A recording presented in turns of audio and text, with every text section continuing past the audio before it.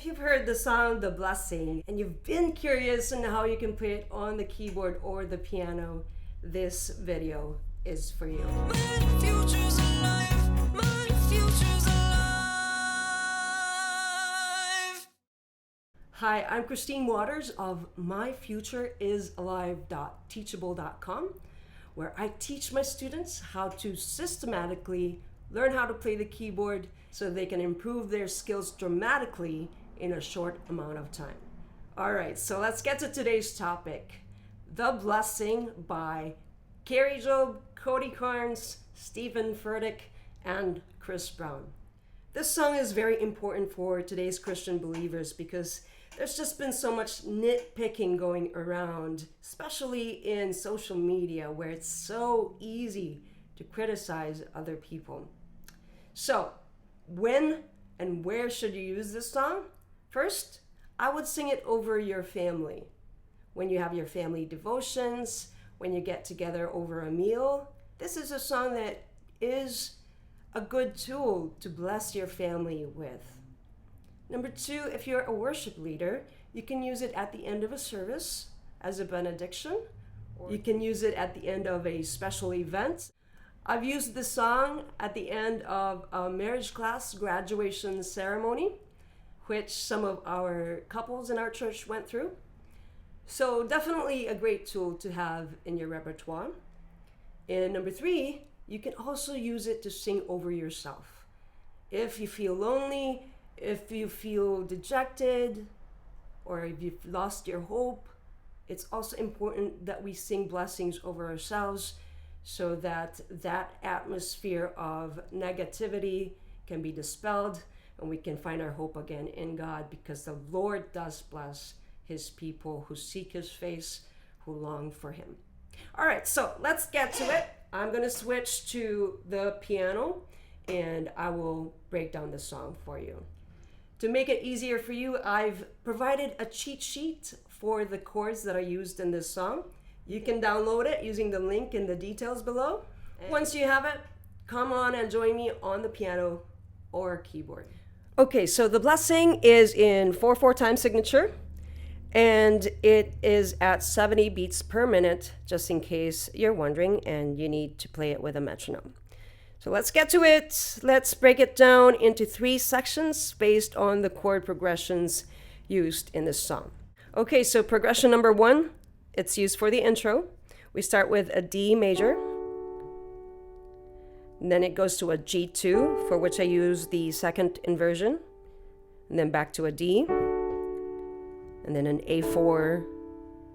And then the B minor 7, G2, back to D, and then A4, D.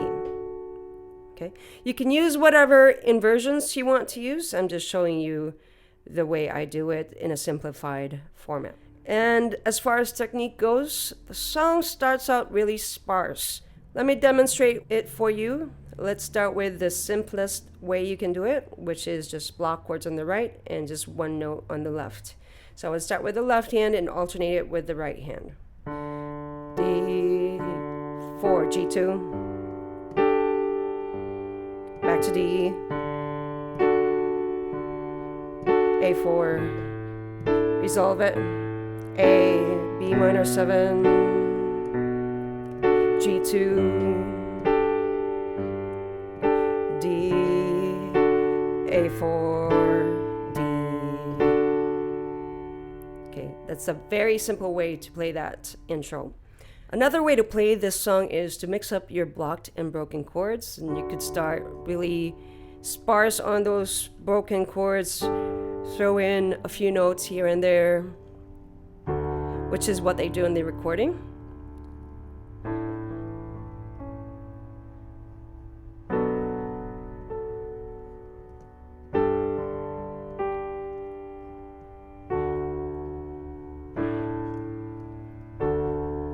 Okay, so you can do it that way. All right, so let's get to progression number 2, which is used in the verse. It's almost the same as the first progression, except that there's a D suspended chord added to the end of that. Okay, but let me go ahead and demonstrate on how I would play this using broken chords. I'm alternating the broken chords between the left and the right, just playing around the notes that are inside the chord. So again, it starts out with the D.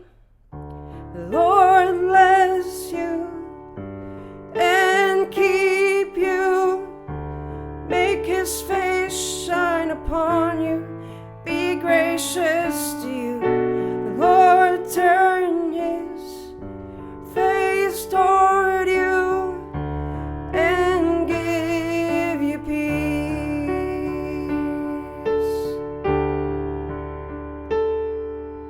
Okay. To play with your A4, you can just play with the notes that are inside of it. So A4, technically, you have A, D, E, or D, E, A. And then I also added the 3 in that chord, but not all together, so just broken down. So going to B minor 7. You don't have to do that. Again, you can just, if you want, play a blocked chord and then going to B minor 7. Okay. All right, so let's get into our third progression, which is used in the chorus, the instrumental, the tag, and the bridge. So for this section, I would mix up my blocked and broken chords, staying with broken chords on the left hand if you can. And then on the right hand, I would start with the block chord and then break it down. So our first chord in this progression, we have a B minor 7. Notice I'm not playing the one note on the right hand. I'm going straight to the 7 note. We have a G2. We have a D. And an A4. So just 4 chords in this progression. Okay, so let me demonstrate with the song. Amen.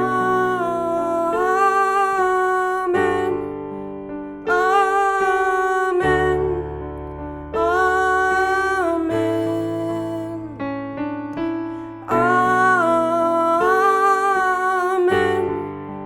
Amen. Amen. Amen. Instrumental. G2, D,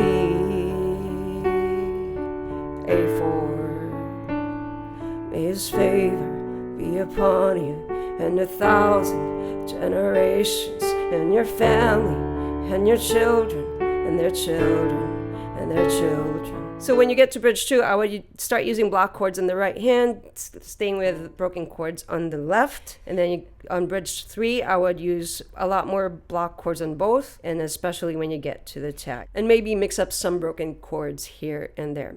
Okay, so starting from bridge 2, you could go, may his presence go before you and behind you and beside you, all around you and within you. He is with you, he is with you.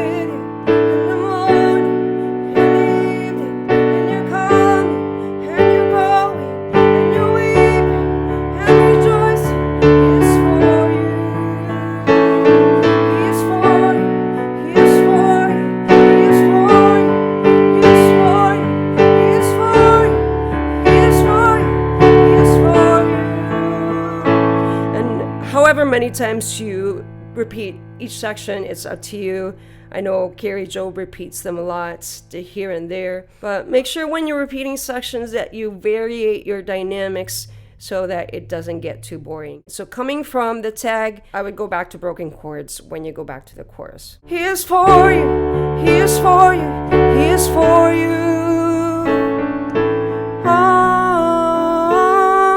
Amen. Amen. Amen. Amen. Amen. Amen. I hope you've enjoyed this video and that you've learned from it. Don't forget to hit subscribe and the bell beside it so you can get notified of any new videos I put out. God bless.